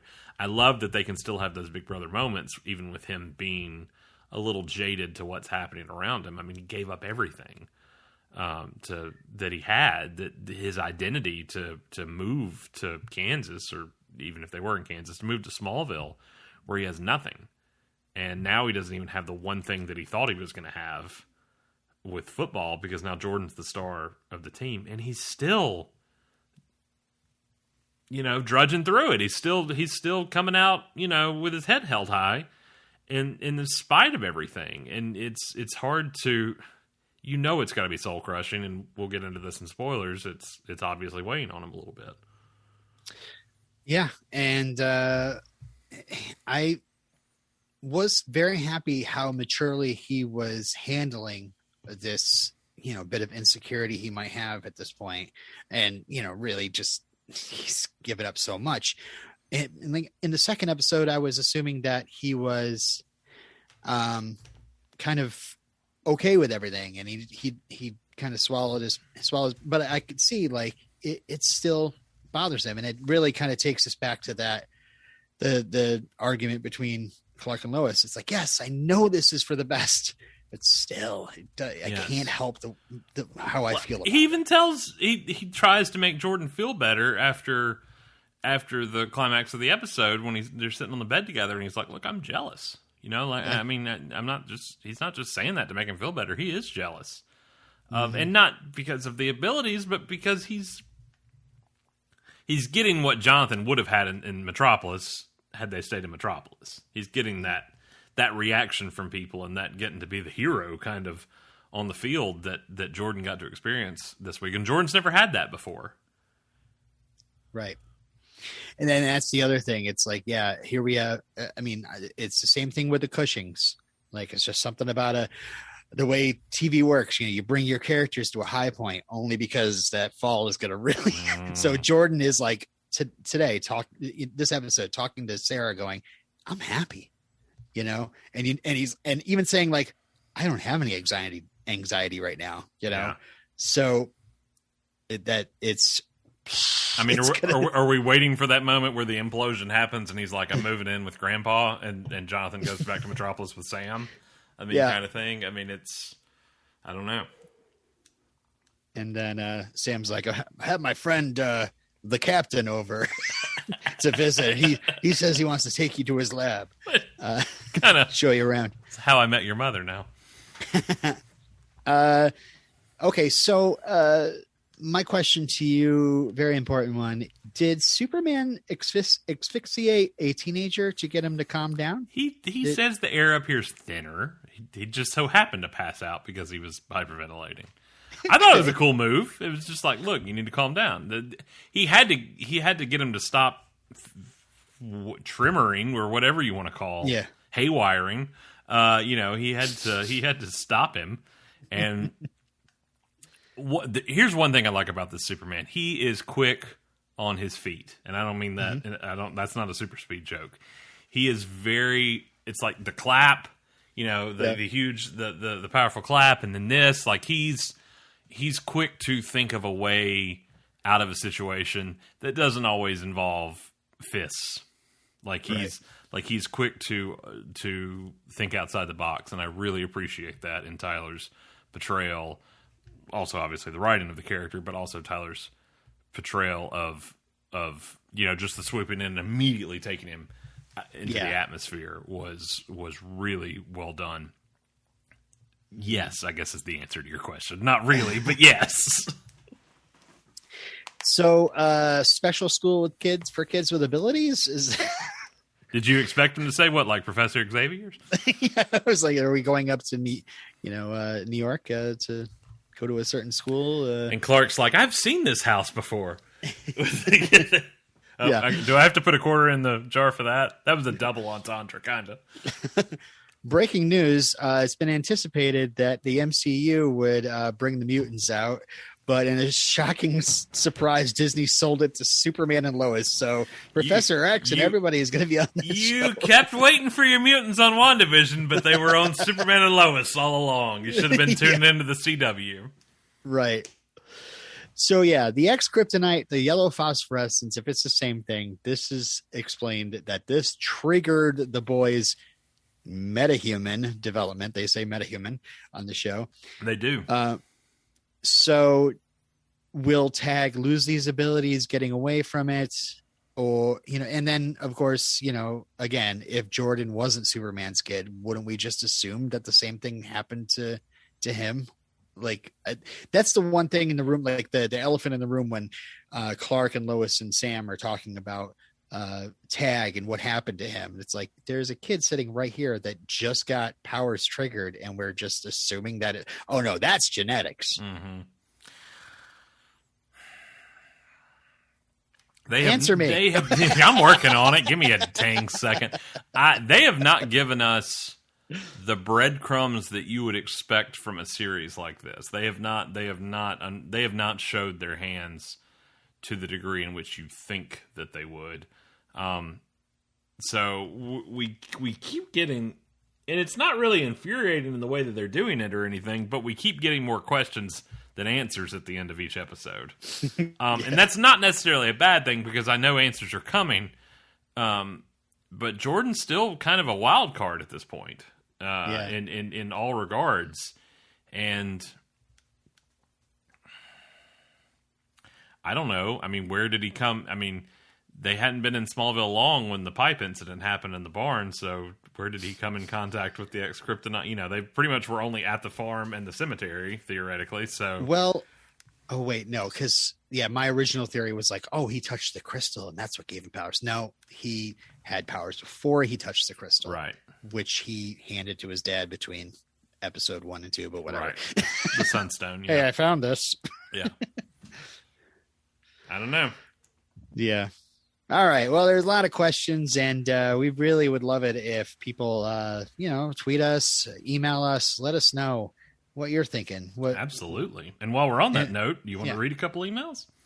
I'd love it. We have a few, actually. Yeah.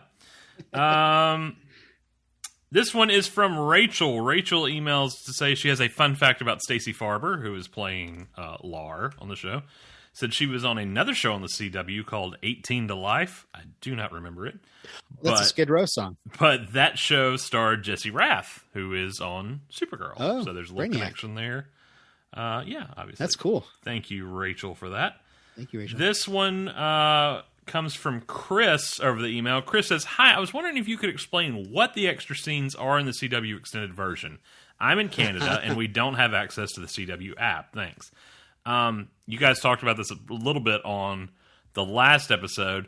They make a very important note to say that the exclusive extended versions are only available on the CW app. But from our extensive knowledge here at Superman Lois TV Talk, and we've done the test, ladies and gentlemen, it seems that any digital version that's not the broadcast version that you watch actually on the CW the night it airs or through TNT repeats or anything like that is the extended version. So if you're buying it through another means, I assume in Canada, I know in Canada you can, you should be getting those. Unfortunately, I did not watch the broadcast version this week. I only watched my digital copy. Now, in the last couple episodes, last week's extended scene was, remind me, we talked about it extensively in text. You have gone blank. Fantastic. In episode 2, Heritage, it was a scene between Clark and Lana at the barbecue, at the Cushing barbecue. A very brief scene, but it was a scene that was not broadcast on the CW the night it aired and is in the extended version. So, Chris, if you are watching it through some other means later after the broadcast airing, so if you saw Heritage and you saw that scene, then you are seeing the extended versions. But I did not. I was not able to watch both versions this week like I did last week. Yeah, I did watch it live, but then I watched the digital version a couple times over, and sometimes I'm like, what's that? That takes precedent. But I don't have a way to go back and look at it. So do I scroll back up in our text and try to remember what the third episode's deleted or extended scene was? Because now I have drawn an absolute blank. We're supposed to be better at this. I do love the fact that I say that sarcastically, but the fact that when they say only on the CW app, it's really they're clearly just trying to get people to go to the CW. Yeah, app. there's nothing wrong with that, obviously. There's nothing wrong with that, but it makes people like me that bought the season ahead of time. Yeah. Go, hey. Yeah. I wanted the extended version. What did I pay for? So I'm looking through our text and I can't seem to find what the moment was. I know the one reason we figured it out is because we pulled up the CW app and then we pulled up our iTunes or Apple versions, and there was only a 2-second difference, which is the little CW bumper at the beginning on the CW app version that's not on the Apple version. So the timestamps are matching up on those. But I know the pilot didn't have one. The pilot itself was an extended episode because it was an hour and 7 or hour and 3 minutes or whatever it was. But yes, episode 2 did have the Clark and Lana scene. I cannot remember for the life of me what the third one was, even though I watched both and we had this huge debate over it over text. And I haven't watched the broadcast one, so I can't answer that. I promise you, Chris, moving forward, I will have made those notes, though, because I forget. Next one comes from... Thanks, Chris, by the way. Thank you, Chris. Yes, thank you, everybody that's emailing us. Next one comes from Sminja. Sminja. Sminja is the name. Oh, no, I'm sorry. I just butchered that. I would love to edit that, but I'm not going to because I want to apologize. Samaj. I so apologize. There's even reference made to rhymes with menage, so I'm so sorry for that. They know. Love this week's episode. I love how we were only 4 episodes in and we were really seeing the struggle of Clark trying to be Superman and Super Dad. The show is really delving into the duality of Clark and Superman in his quest to be a good father and a great husband and save the world. As promised, the show is really focusing on the relationship in Clark's life and how he navigates them. These action scenes are being shot very well, especially for the CW. Only aside I have is I wish we had a little more Metropolis. So... Thank you for that. Little Metropolis goes some this week. A long way. That's right, we did. And let's see. Our buddy Tim the intern. Tim Turn. How many pages? Just 6 this week. Tim says, gentlemen, I continue to enjoy Superman and Lois, but there's one nagging thing that keeps bugging me. The broadcast version on demand, it was decent. I still think it's kind of a stupid... that Lois is trying to push such a big story through a small-town newspaper in a town with a clear Morgan Edge bias. Well, that's the audience that needs to hear that. Yeah, that exactly. Yeah.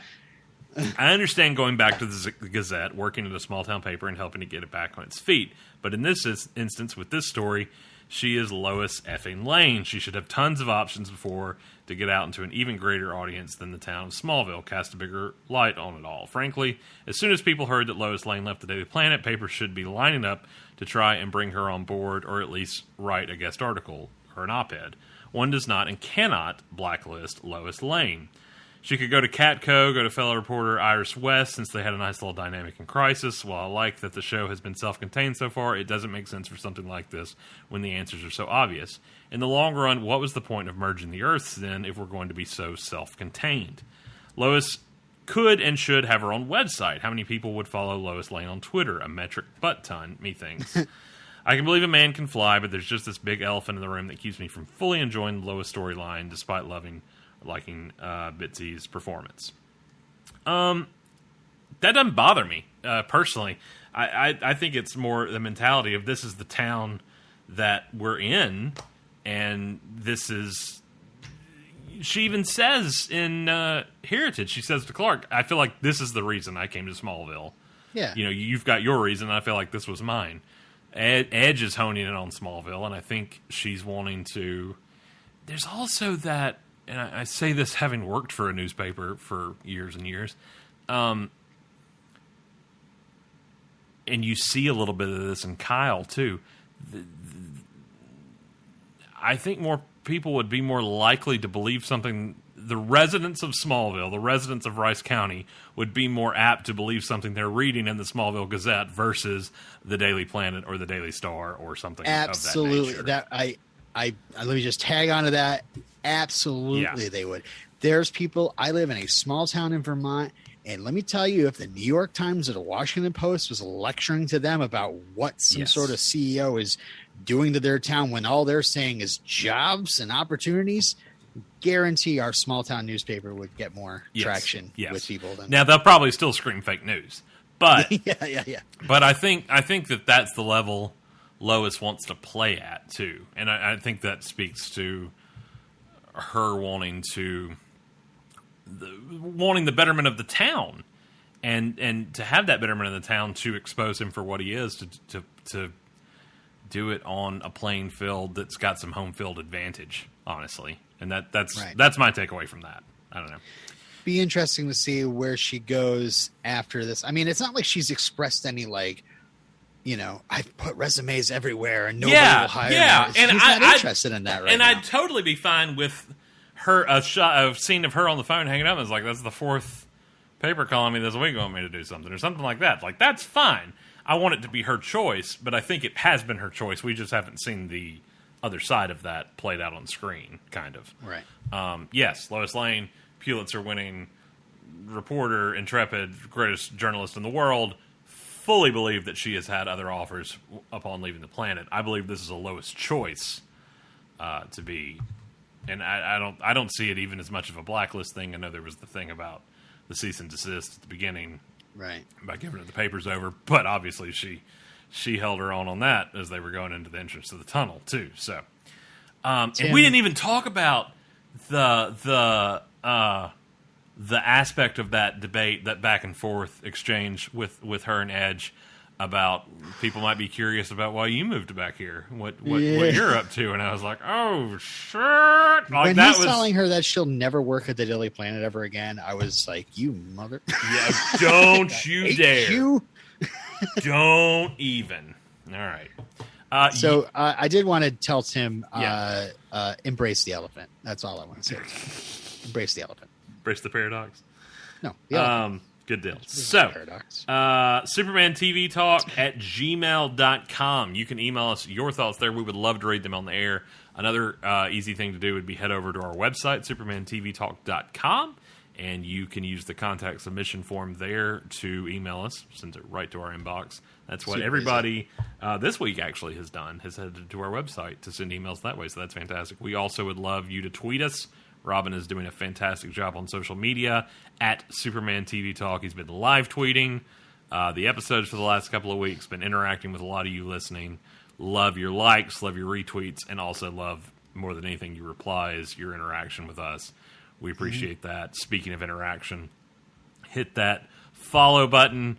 They tell us now it's a follow button, not a subscribe button. Frank's our social media guru. And apparently you need to follow us on Apple Podcast or wherever you listen, whether it be Spotify, Google, Amazon, or not. But one thing you can do while you're at Apple Podcast listening to us is leave us a rating and review. We would love that. That is a big thing. Please. For us, that may not even really be a big thing anymore. I don't know. But back in the day, I'll put a quarter in the Smallville jar. We loved it. It was like emails. We would read the reviews on air, good or bad. But please leave good ones. So, and if you don't like it, just don't say anything. If you didn't learn anything from Bambi, if you don't have to say something nice, just don't say anything at all. So but yeah, definitely Apple Podcasts, leave us a rating and review. So website, podcast, email, Twitter, Instagram at Starkville House of L. Over there is where you can find us. And missing anything? Shout out to Craig. Shout out to Craig at Krypton Site for all the latest Superman Lois news you need. You need to be going to Krypton Site or K-Site TV. That is the best way to stay up to date with the latest and breaking news regarding not only Superman Lois, but the other CW Arrowverse shows and a plethora of other television programs that he covers, including Titans. I know it's coming back soon. Woohoo! A lot of things like that he does. So check that out.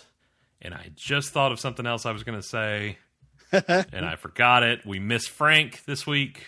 We'll be looking forward to having him back next week as we close out this first installment, whatever phase, whatever you want to chapter of Superman and Lois. We'll be back in a minute to talk spoilers for episode 105, The Best of Smallville. If you're not sticking around until after the music, though, we will see you next time. And we're always around.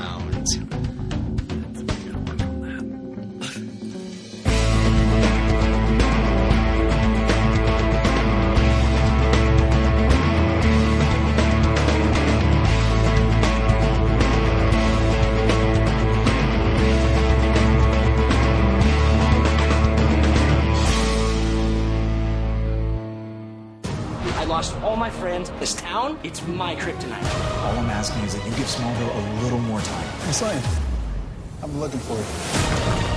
Where Lois Lane goes, Superman follows.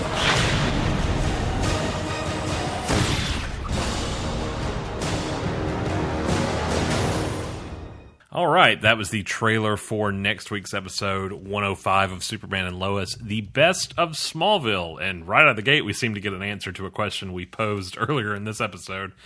Where exactly is Captain Luthor working out of? It's a Winnebago. So did he bring that over from the other Earth, or how does that work? It's a mobile tactical unit. Yeah, right there. Yeah, exactly.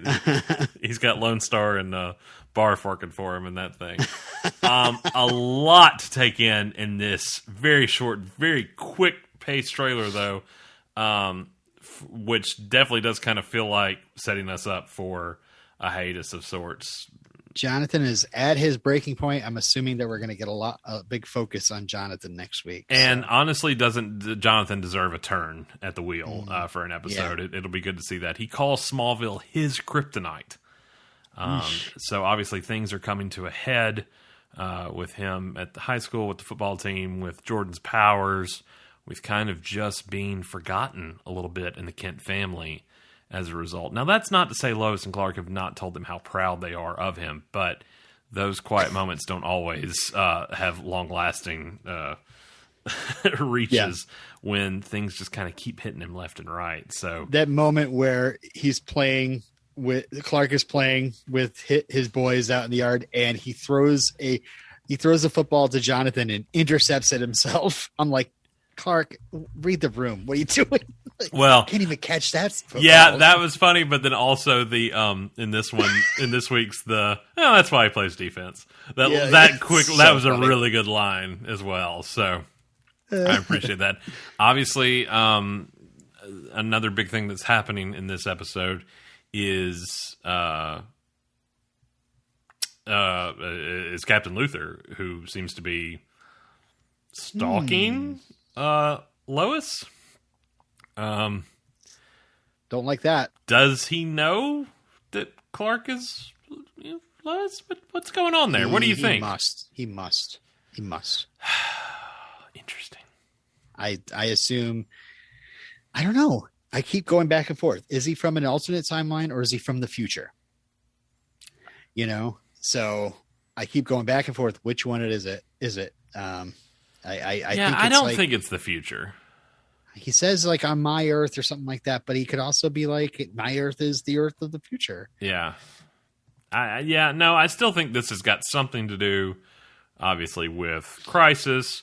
We know Diggle's coming at some point.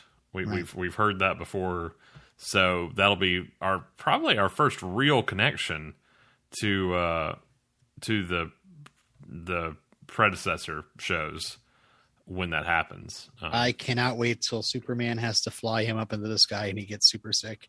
It's going to be a great moment. Oh my gosh. So originally this episode was some spoilers said this episode was called The Beacon. That is not the case. It is called The Best of Smallville. Robin has made several Insurgents jokes because... Is that your favorite episode, too, of Smallville? No, it's Fortune, obviously. Fortune's your favorite. Well, Fortune favors the stupid call you just made. No. Insurgents is my all-time favorite noir. They all can't be noir. This episode is called The Best of Smallville. Let's talk about it. The official description reads, as Smallville celebrates its first Harvest Festival, something that got mentioned earlier in the series when Chrissy says Lois should be doing a advance on that. Yeah. Smallville celebrates its first Harvest Festival since Martha's passing. I hope little Sebastian will be there. Clark is reminded what his mother meant to him and learns a lesson that will help him move past her death. That's something, there hadn't been a whole lot of Martha references since the first episode. Right. Is a huge part of what brought them home, and obviously I feel like Martha knew what was going on to a degree, that there was some shady deals going on that needed the Clark and Lois, not so much even Superman, but needed a Clark Kent in Smallville. Right. So I'm hoping we see a flashback here between him and Martha in this episode. Meanwhile, Lois makes a breakthrough in the investigation of Morgan Edge. And lastly, Kyle tries to reconnect with Lana, but it seems like he might be falling back into his old ways. Didn't we just get past that? So on that note, early casting sides kind of painted him as not only an alcoholic, but a little bit abusive. And I was kind of happy that they didn't seem to go that route, but I'm wondering if they are. But obviously, it's been, from the get-go, it's been very laid out that he and Lana have issues, not sharing a bedroom and, him always sleeping on the couch, her taking pills and him drinking and that kind of thing. So we'll kind of see what happens there. What do you think? They got their youngest from Canada. No one talks about it. Her pod got knocked off course. What do you think what do you think the breakthrough is with Edge and Lois? Wow, breakthrough. I'm not sure. Maybe she finds out what's in Schuster minds. Would that be too soon? I don't know. I find it interesting that in a show about Superman, one of the plot lines I'm most interested in is Lois Lane. I mean, I love Lois. Do not get me wrong. You know me. Lois Lane is my all-time crush. I love Lois Lane, so it's not weird to me that I did you see her in the heels and the leather jacket? Yes, I did. Okay, then that's all Lois Lane's. That's not just Bitsy. But no, I'm very engaged in this storyline with her and Edge. It's obviously one of the big mysteries of the show. So I'm interested to see where we're heading here. But what's very interesting is nowhere in this description does it mention anything about Captain Luthor. And that's one of the big focuses. The two big focuses on the trailer are Jonathan's, coming and raveling with Smallville, being in Smallville, which is not listed here, and then Captain Luthor. So maybe her breakthrough is that she discovers that he's affiliated with this weird guy that lives in a van down by the river. Maybe so. So that's it. That's all we've got for this one. And again, once this episode airs... Oh, sorry, go ahead. Well, definitely want to let everybody know, since we are in spoiler territory, they did announce the first two episodes after the hiatus, what the titles are. I haven't even seen that, so go ahead. Oh, on May 18th, episode 6 is called Smells Like Teen Spirit. Is it really? Really? And on May 25th, episode 7 is called Man of Steel. We're just going to go right there. We'll see what happens. All right. Interesting. Okay. So we will be back next week to discuss the 5th episode of the season. Hopefully all three of us will be together. No, this was a long one, but really had fun, Robin. Yeah. Going through this one with you. So until... Freak who? Just kidding. So we will talk to you guys next week. Goodbye, everybody. Bye.